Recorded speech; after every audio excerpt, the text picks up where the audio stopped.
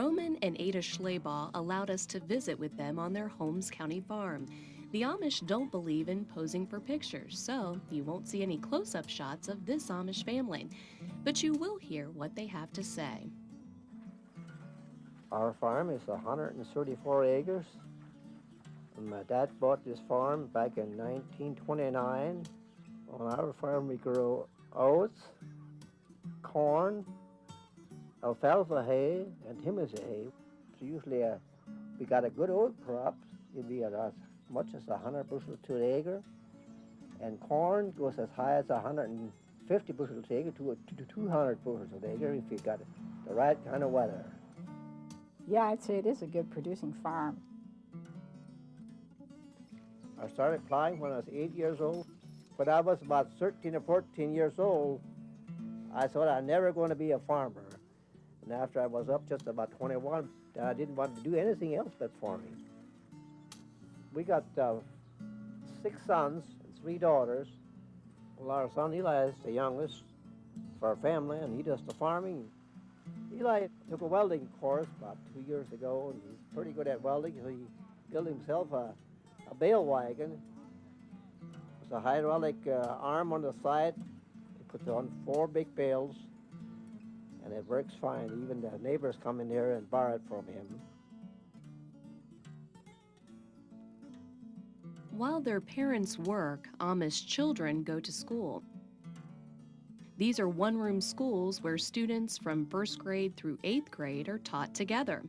After 8th grade, Amish children start learning a skill or trade. We got our parochial schools. We got to pay for our own teachers, and we got to pay for our own books, but we still got to pay for taxes for just like anybody else, but we don't get state aid for our teachers, so we got to support them for ourselves.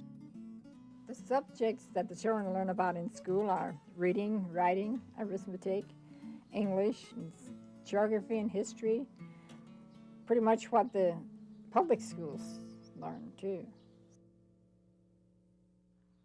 After school, there is always work to do on the family farm.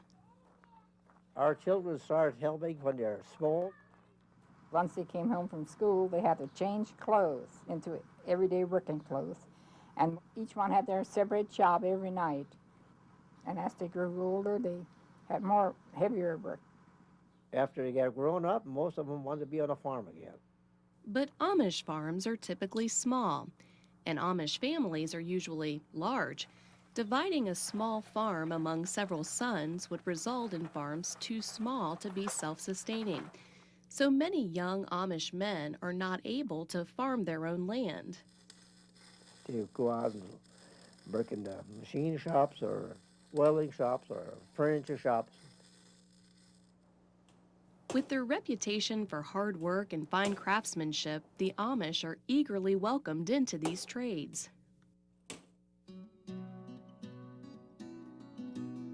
Perhaps no single event characterizes the Amish more than a barn raising. When an Amish family needs a new barn, well, don't blink or you might miss something special. Literally hundreds of people coming together to help a neighbor.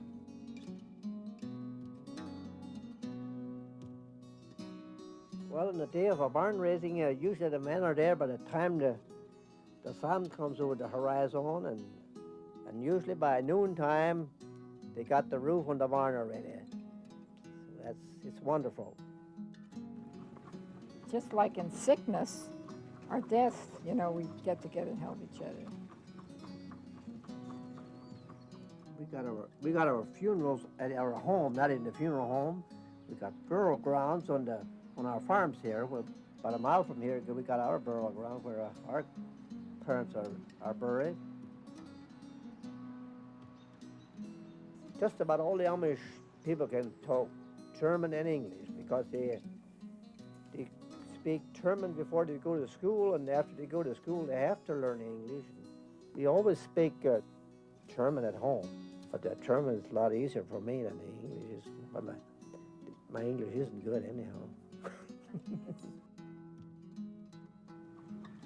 Buggies are an Amish icon. But do the Amish feel safe on roads dominated by cars? Well, that depends on who you ask. I heard that question quite often already. Aren't you afraid to be on the road? No, not really. If we person do just what the law says, we're all right. It's a wonder that there's not more wrecks and that we don't have more accidents than we do.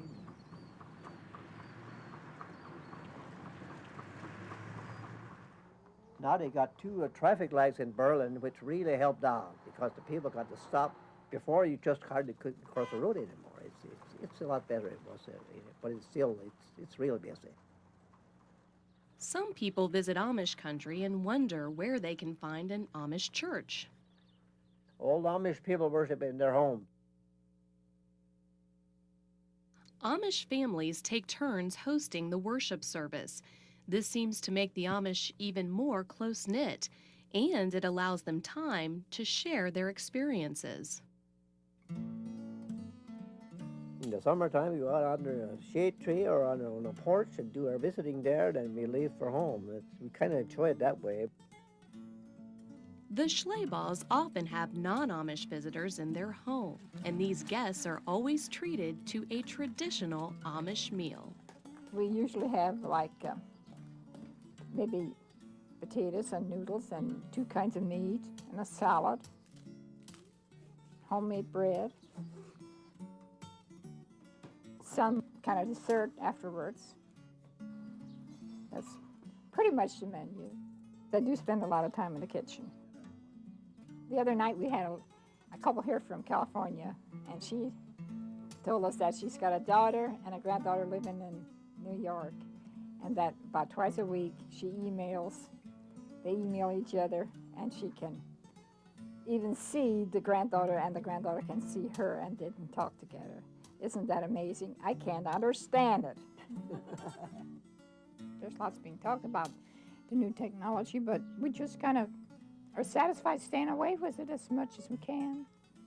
It doesn't seem to bother us. We are well satisfied the way we are living, and we're not looking for anything else, so it's just our lifestyle.